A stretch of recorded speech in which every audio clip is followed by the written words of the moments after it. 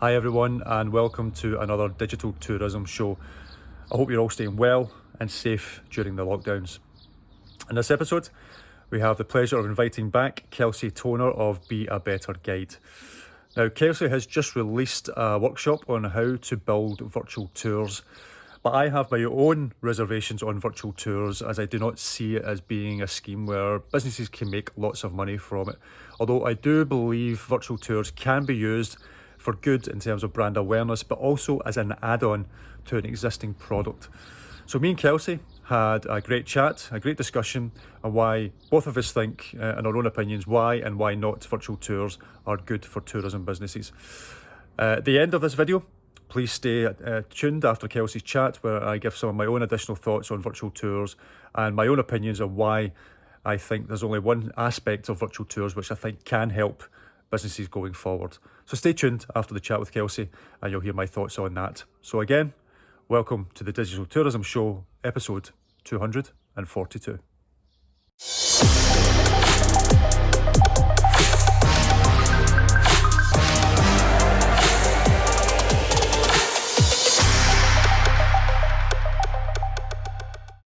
So thanks again for joining us on the Digital Tourism Show, Kelsey. It's been a bit of time since you were last on. So what have you been up to since we last spoke to you, and obviously what's happening with COVID at the moment? So how are you getting through that? Sure. Our small team at Be a Better Guide and Online Tourism Academy is in growing. We're still 3 or 4 full-time folks, but that's really exciting. We're a young business, we're a scrappy business. We've continued to create new online products and services, trying to help out the tourism activity sector as much as we can. So obviously, when COVID came along, we did what every good business should do, which is look at our expenses, our runway, our projections. We knew our business was going to be impacted. But then we quickly looked for ways that we could serve people, that we could help. And one of the first things that we did, I think within the first couple of weeks, was the virtual tour business summit. And it was spread over 2 days. You participated. We had just incredible number of uh, speakers from around, and just like Arrival Online and others. It was really trying to bring the industry together and give people some guidance, certainly that sense of camaraderie that, hey, like, we're all in this in many ways together. So that was a great success. We're really happy with how it went. We felt it was a great use of our time. It was non-monetized, and we just give it away for free. It's still available on demand. And then we quickly, after speaking with our community and audience and a lot of operators out there, we pivoted to helping people who wanted to create online experiences or get into this new virtual tour space. We have now a step-by-step program that kind of helps them do that. And we really dove into the how to do it. And so that's taken up most of our past couple months. But we have now about 200 people in the program, and we're just working with them, and we'll be eager to share their stories and successes and challenges as we go. Excellent, excellent. Yeah, the summit was great. There's some really good content on that. So well done in running that summit. So it's fantastic. So you mentioned there Yeah, well, virtual we just love tours. like Arrival Online Oh, and all kinds of people who are doing these things for free, which is just incredible. mhm. Yeah, yeah. So you mentioned our virtual tours. That's obviously what we're going to discuss today. There's a lot of chat going around just now about virtual tours, whether it's a good thing, a bad thing, or somewhere in Is between. it a hype? Is Um, it a fad? Is it going to last? These are really great questions, and I think it'll be interesting to explore, kind of where we come down in this, mhm, and our thinking is evolving on it all the time too. mhm. Excellent. Well, I think before we dive into it further, I think what's probably good for the listener and the watcher is to give you my take on what I think virtual tours are. Then you can obviously add in what you think, and then sort of see where we go from there. So I'm sure we'll have our own different views, but certainly the way I feel about virtual tours is it's a good thing if you want to create a little bit more brand awareness about your business, more of a marketing tool in terms of that side of things. But I just don't see, unless you are a large company like Wox or something along those sort of lines, where you have the resources to create this en masse and possibly make some revenue for it. But even at that, the revenue streams I feel would be still quite small. No, time will tell if that would be a success. But I think for But again, this is my own opinion, but I think for most operators, Hmm. it's taking away time and resources from what they could be doing in other aspects of the business.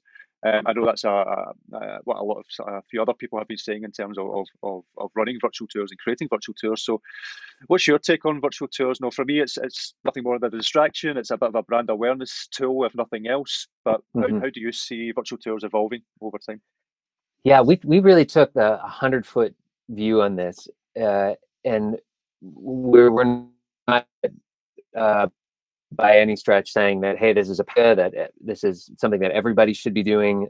We have a community of 22,000 tour and activity businesses and freelance guides from around the world, and we've heard the exact same thing. So people always say, like, look, I'm creating online experiences, with no interest in maybe learning all the skills or putting the time, energy, and effort in, and that's totally fine. And don't let anybody make you feel bad about not pivoting online, or not in the same way of following the latest trends, whether it's marketing or Hmm. making TikTok videos to sell your tours.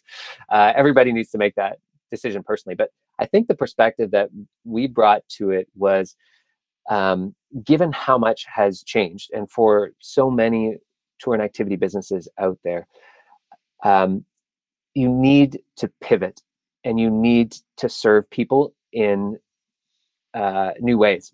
And I say that not saying that things aren't going to get back to normal, but we're looking at a stretch that is uncertain. And, gosh, I was on one of the workshops this morning, and the operators were chiming in, and I think we've got some really grim days ahead of us. And here's the thing: why do I think you should be focusing on pivoting, trying to come up with new products and services, not even necessarily online? There's so many amazing success stories of operators pivoting to do, the Milwaukee food tours. There's those great quarantine at home kits. We saw Savor Seattle pivot to just doing like a Pike's Place, um, almost like a food box delivery that didn't involve online experiences. And then we see a whole host of people who are creating online experiences and finding a way to earn revenue.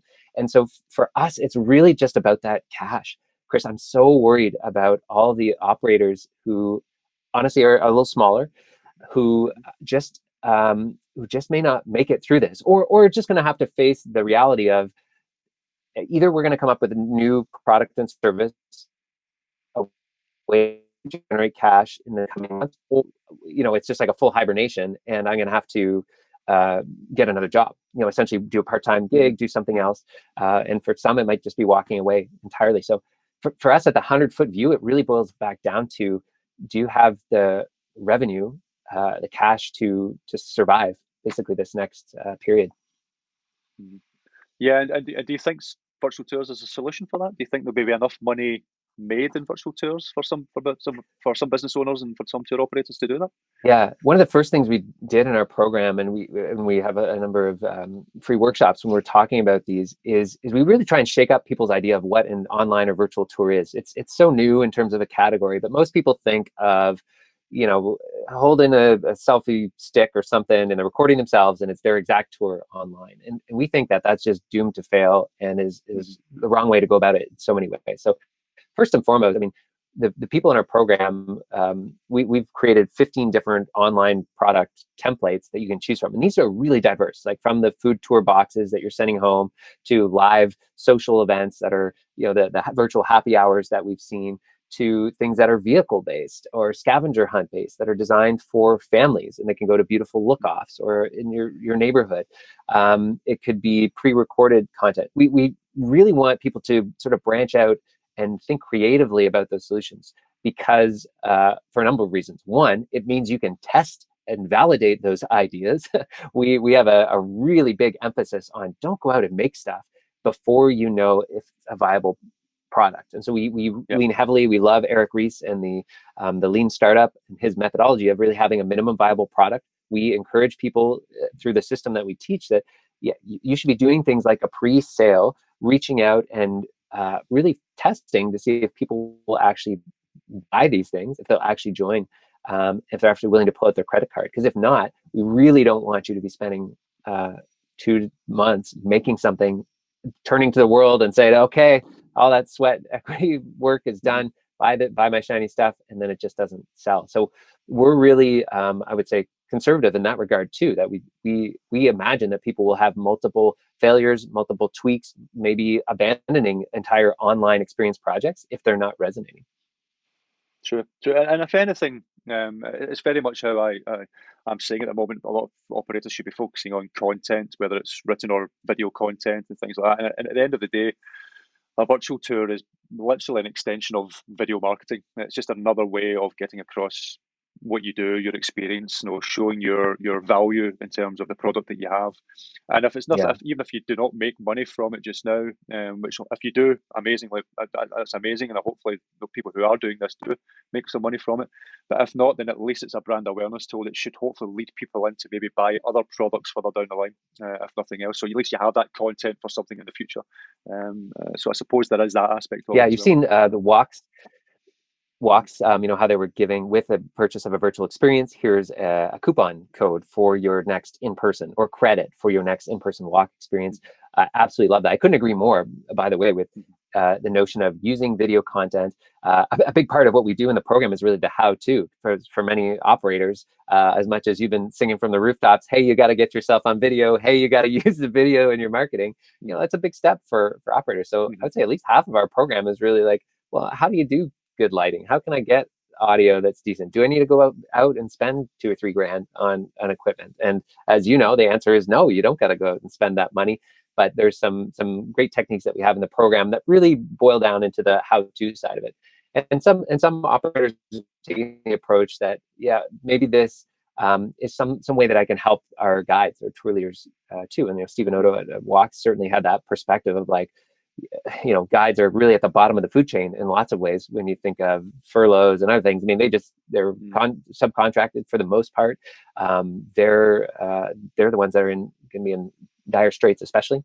So we see a lot of freelance guides getting into this space as well. And I mean, here the reality is we're working on these case studies now, but you mentioned off the top that, hey, maybe for those bigger companies, something like online experiences or virtual tours could make sense. But I would probably make the case that's actually the opposite. The people who are in our program, we're tending to see are more on that long tail. They are the smaller operators. They are the ones that, they're not all small. We've got, food tour companies that have 3 and 4 locations, but on average, they're not the $6-7 million a year tour operators. Then it could actually be more impactful, because those are the ones that I'm worried about having enough cash to get through an entire season, potentially with almost no revenue. Things might turn out more optimistically, but you should really be thinking about that scenario. And, government support, these programs, how they trail off, it's not going to be there indefinitely. So I think that's what we're seeing. And the people who are getting results, and a great example you asked, so how are you seeing people have success? Gary Linterns over there in the UK, he did photography tours. Of course, everything shut down. And so he joined our program, and within 3 days, he'd been kind of mulling this over, but he launched his first virtual photography club.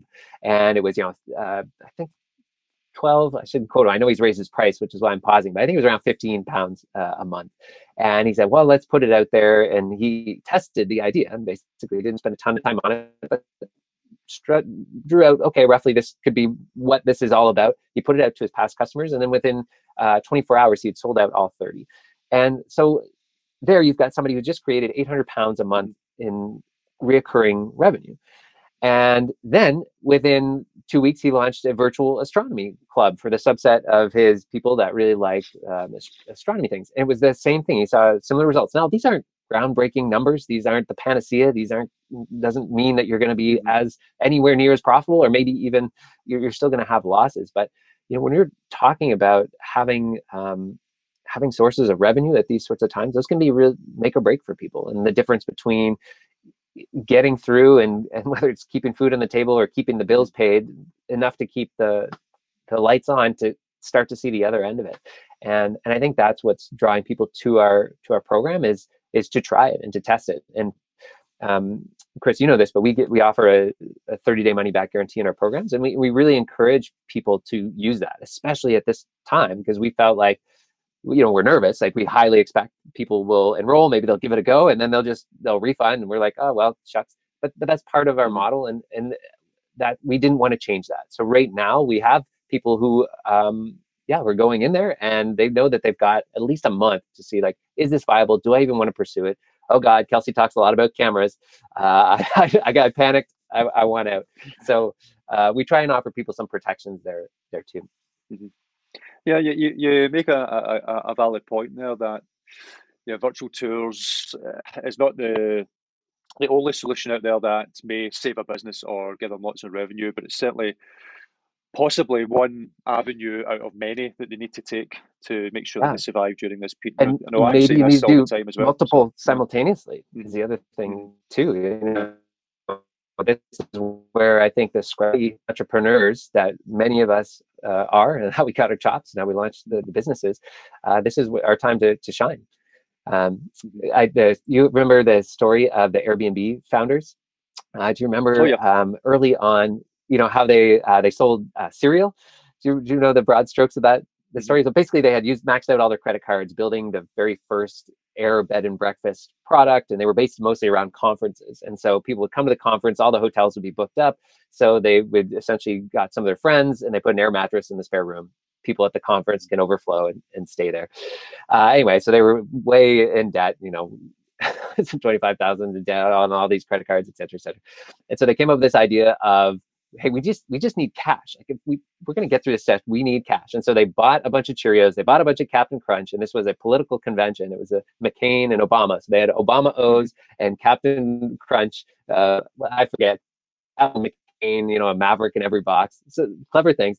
And then they literally were like glue gunning, putting things on. They had it as a collector's item. They sold them for $40 a cereal box. And then they hustled. They went to this convention and conference, and they were able to earn, like, I think it's $30,000 just from that one project. And it was at a time when the Airbnb, they had only made maybe $5,000 from the actual conference on their main core. And it's not about them pivoting to become a novelty cereal company, but it was them having this sort of determination and grit and drifting, I guess, if you want to take the Fair Harbor angle, doing whatever it takes to get cash coming in, to find a way to provide a product or service that people need or want at this time, so that you can survive. And I think that's the kind of scrappy attitude that you should take. And whether that's doing an online experience, or it's doing multiple things, or keeping it far away from online experiences, that's fine. But I think that's the attitude that we really need to embrace, because there's some tough times ahead. For sure. So do you feel there's a certain type of tour business that's best suited for virtual tours, or do you think anyone can pretty much put this together? Yeah, I mean, for everyone, it'll be an individual decision, for sure. This is the other big assumption that people have when they come into this space, Chris, is they're like, well, I've had this conversation the other day with someone who does, I'm using all my UK examples, a kayak operator who's in the Lake District. And he was like, Kelsey, how am I going to bring, my kayaking experience or the outdoor adventure sector? The whole experience is wishing down a zip line, or, the adrenaline rush, or being on a kayak at a beautiful sunset moment. And I really challenged him on that. I said, well, who says you need to create some sort of online kayak experience? We have another operator who actually built one of those, but to really let go of that assumption, and that what we're talking about here is launching an entirely new product or service. And it doesn't need to be identical or similar or necessarily even related. And so I talked about the Lake District. I haven't been there myself, but I got the sense that, look, the first people who are going to be coming back to the Lake District, they're probably going to be coming in vehicles. And why not consider a vehicle-based online tour experience where you drive people to some of those beautiful lookouts over the lakes, and you have some of your amazing guide team, or even you yourself, record some videos or experiences that they can have there. And then maybe have it end up right there at your docks, and you can have something that they can do there. Do something like Walks did, where, hey, this will also give you some credit towards our tour. And then you've got a product that can kind of help you bridge the gap too, where maybe you're bringing new people from around the area who wouldn't typically have been your customers, but they're looking to get out of the house. They've got kids like you and I, and they're ready to pull their hairs out. And so we got to find something to do. And now I've got a family friendly maybe driving tour that, here there's like all kinds of tools between Google Maps, between having a place where people can watch these videos. But then I love the idea of ending up in your place of business. And maybe you will be open. Maybe you can take small groups. Maybe taking private family units is going to be one of the first things you can do. Normally you do group tours, but maybe you got to start with private tours. So we love those sorts of innovative solutions, but it really comes with dropping some of those assumptions that like, oh, I'm this type of tour business, therefore I have to create that type of online tour. And for those other people that have had successful pivots, like the Pike's Place Market example, I mean, that's just really getting into food box. Like that's food tour experiences was their main thing. And then they got into like in-home delivery of artisanal items. I mean, this is a pretty big step over, but they've been able to have success. And with that example, they've been able to earn more revenue than they were with the food tour. They've actually surpassed it because they went for the premium end of the market. They're charging $200 for these boxes. And we're seeing the same thing with people like Aquila, who did a food tour box idea, but layered on an online experience to have an upsell. And so now for $179, she's shipping all across the country. She's pulling back in all of her staff to help make these food boxes and get them out. And the great thing about that digital content is that you get to sell it over and over again, depending on the model you choose. Yeah. Now, it's an interesting one. That there is, we're talking about the food box type thing.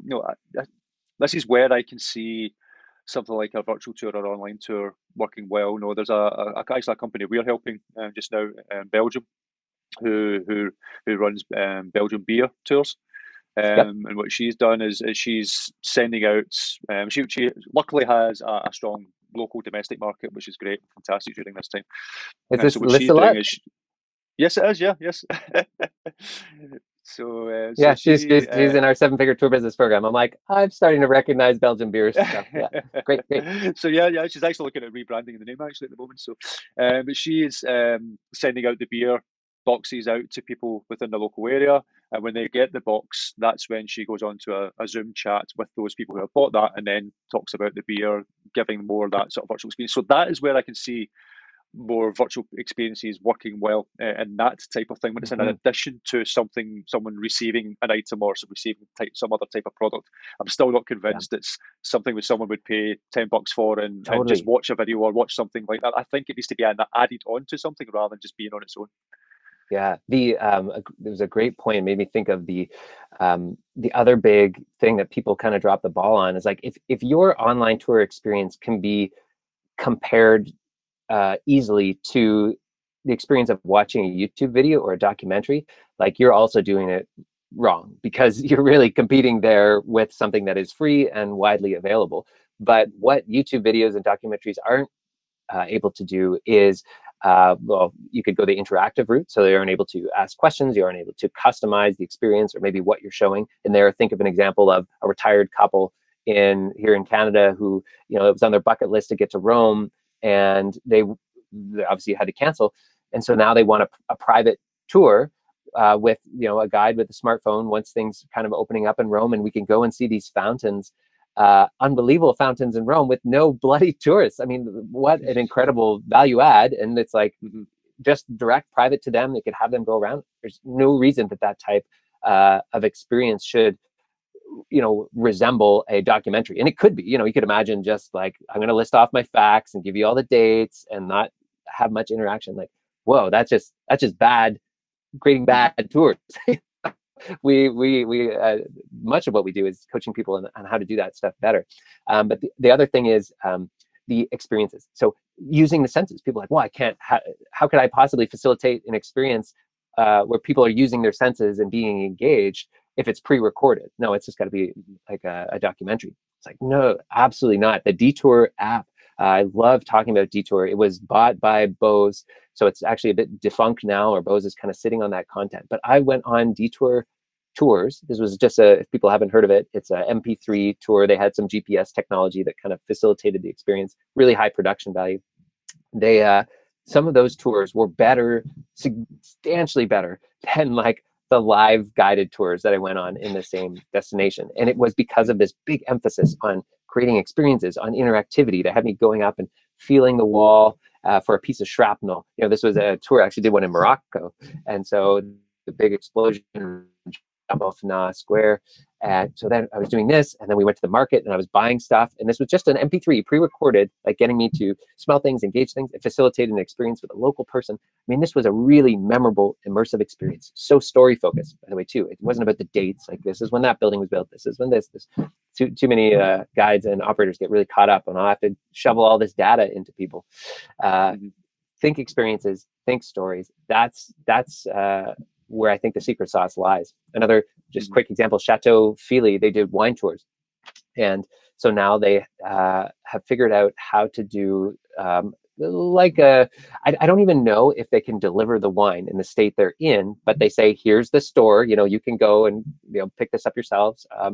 There might be some harsher delivery laws there. However, here's what you do. Then they facilitate a whole wine experience where it's tasting, where you can smell. Another operator was doing this with coffee, and they said, just use whatever coffee you've got at home, but we're going to go through how to make really exceptional coffee.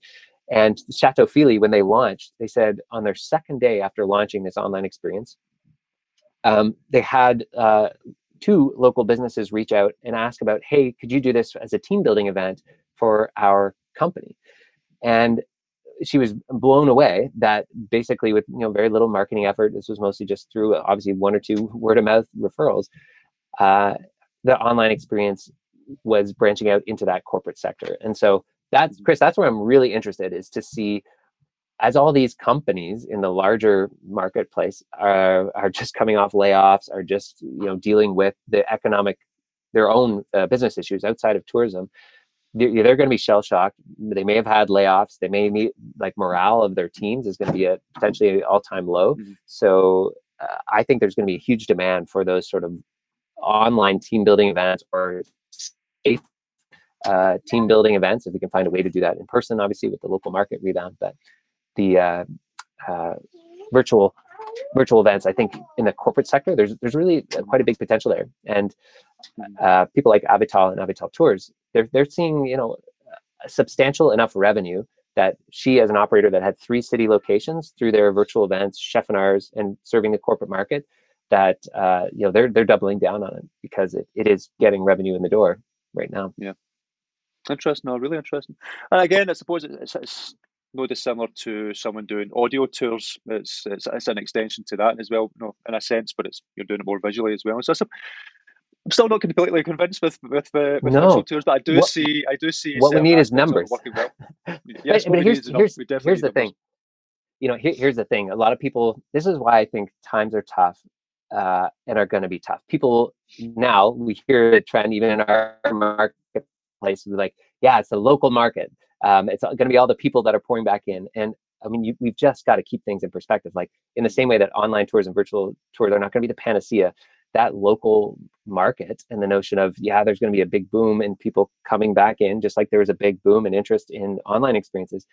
But it's not going to be anywhere near the scale. I'm sitting in a city of Vancouver, whose the international visitors to this city just drove the entire industry. And this is we're not just talking tourism and activity sector here. I mean, the restaurants, the hotels, everything. And the governments and people are talking about, until next year, we're not going to be opening up the border to international travelers. And so even if you are put in the work now and lay all that groundwork out to accept and create incredible local experiences, I mean, competition is going to be fierce, and it's going to be divided amongst I guess the most innovative, the people who can do it best. And I think people can crush it and have success there. But to think that that's going to be the panacea, and we'll just wait for that local tourism market to come back, or the demand to surge like it hasn't in the past, it's not going to be the panacea either. And so that's why we kind of keep that big mentality of, look, cash is king right now. And what we hate to see is guides and tour business owners thinking that they can't serve people right now, that are looking at, okay, I got to close up shop, I got to go get a job as a delivery guy, or go down and work at Amazon, or whatever it might be, to really try and empower them to say, no, your skill set, what you're good at right now, you can find a way to serve people. But you've got to test, you've got to experiment, you've got to have a really tight feedback loop so you can find out whether you're serving the local market with in-person experiences, figure out who you're serving and what do they need, what they want, how can you be there for them, and that advice if you make that decision to go online. And as long as you have that as your guiding principle and some real grit, I think you can make it through this. We certainly know that we're going to be there to help people do it. Yeah, no, it's a good take on it, I have to admit. I like the thought on that. So obviously you have your own program for this, for anyone who is interested in virtual tours. So how do they get into that? How do they know more about that? What's the best place to go to? Yeah, we can provide some links below. You can check out the curriculum on the page. We have a free workshop as well. Chris, I'll give you that link. But essentially, if you're just interested in knowing a little bit more, you don't want to make the commitment to join the program, we totally get that. So a workshop might be a great first step. Or like we said in the program, we've got that 30-day protection. And like I said, we've got around 200 people enrolled. And we're seeing, I would say 3 or 4 have refunded to this stage. So people are giving it an honest go, and I honestly love, the voices that are out there that say, "Hey, we want to see some real numbers before we decide to make that plunge." And so we might see what I'm honestly anticipating is we've got essentially this group of 200 plus people who are all supporting each other. They're bringing things online. They're testing. They're pivoting. They're sharing their best practices. Like, yeah, I tried that. It flopped. Don't do this, or X, Y, or Z. And what we're excited to share is the results. And then that might be the thing that convinces people in a couple of months from now too. If we do see things coming back worse in the fall, or who knows what, borders taking longer to open, that's when we might be, that cash is now running out. And so we'll see. We want to help people pivot and serve no matter what that looks like. But those would be 2 links that people can check out. Excellent. Yeah, I look forward to seeing that as well. No, if anything, although I have my reservations on virtual tours, if people can come out of this, the ones that are on the program, whoever's creating virtual tours, and be able to make money from it, build up revenue and survive, then ultimately that's what matters the most. So I look forward to seeing those success stories. So that can't wait till that comes out. And we really want to encourage people to be open with the books, because we don't want to deal in the vagaries, but just say, like, how long did it take? How much time did you invest? What is the revenue that's coming in? And be just frank with people so they can get a sense. But obviously, one person's great success or not success doesn't mean it's going to apply to you. So everybody's got to find their own way through this. For sure. Well, Kelsey, as always, it's an absolute pleasure. Thanks again for being on the show. And hopefully some point in the near future we can meet up at another event. God knows when that will be, but hopefully not too much longer. So, well, talk about the events that we're meeting up at. We've now met at half a dozen or so, but even Arrival, like, you've got to look at a company like that. And if they don't want to run online conferences, they don't want to have their products and services online. But when I'm looking at we're doing and talking to the guys, Bruce and Douglas and Alex, they just have to pivot and be able to serve people online if they're going to survive. And partners like us in the industry, we want to do everything we can to help them survive. But they're in the same boat as everyone else, that, hey, this may not be what we set out to do or want to do, but it may be what we have to do. Yeah, no, well said. Well, thanks again, Kelsey, and hopefully, like I say, we can catch up again soon. All right, stay well. Be in touch soon. You too. See you. Thank you. Well, I hope you enjoyed that chat with Kelsey. It certainly did open my eyes to a few aspects, although I still do have my reservations on virtual tours. Now, I do believe virtual tours can be of benefit and work well for businesses if they are part of an existing product. Like I mentioned with Lisa Lott from beersecret.com, she has a virtual tour, but she sends out a beer box to those who are taking out that tour so they can then experience that beer while she talks about the history, the tasting, etc. of the beer that they are having. That is where I see virtual tours being a success. Now, is virtual tours going to be a success if it's based on someone purchasing a product to see something online? Time will tell. I'm sure some will make that a success, but is it going to generate the income, the revenue people are needing now to make their business survive? We shall see. But I still have my reservations on it. But one of the things I will say about virtual tours is even if you are producing content for it just now and it isn't a success, that does not mean that that time has been wasted on the content. Now, that content can then be used for future marketing, for future video, to lead people into actually taking out your products once restrictions are lifted and lockdowns are lifted, which for a lot of destinations, it's starting to look like that could be the case from the time of filming and time of doing this podcast. So virtual tours, I have my reservations. I still think it's not a waste of time, but more of something it's more of a distraction, taking away your time from the things that you could be doing to make sure that your business survives. However, there are opportunities out there. And if it is something you're interested in, Kelsey does have those courses that you can take on and the free course to see initially what it all entails. So it's worth having a look and just make sure that you have the time and effort to put into something like that, and make sure you do the research first to be certain that your key demographic, whatever that is going to be interested in that type of product before you go down the route of creating all that, all those experiences, etc. online. So I hope you enjoyed the chat. Hopefully, let me know if it's swayed you one way or the other, if it's opened up your eyes to virtual tours, and if it's something you think, yes, that could work well for you, or if you're like me, you think it only works for certain types of businesses and maybe not for most tour operators out there. I would love to know your thoughts. Leave your thoughts in the comments, leave your thoughts on our Facebook group, on our website, etc.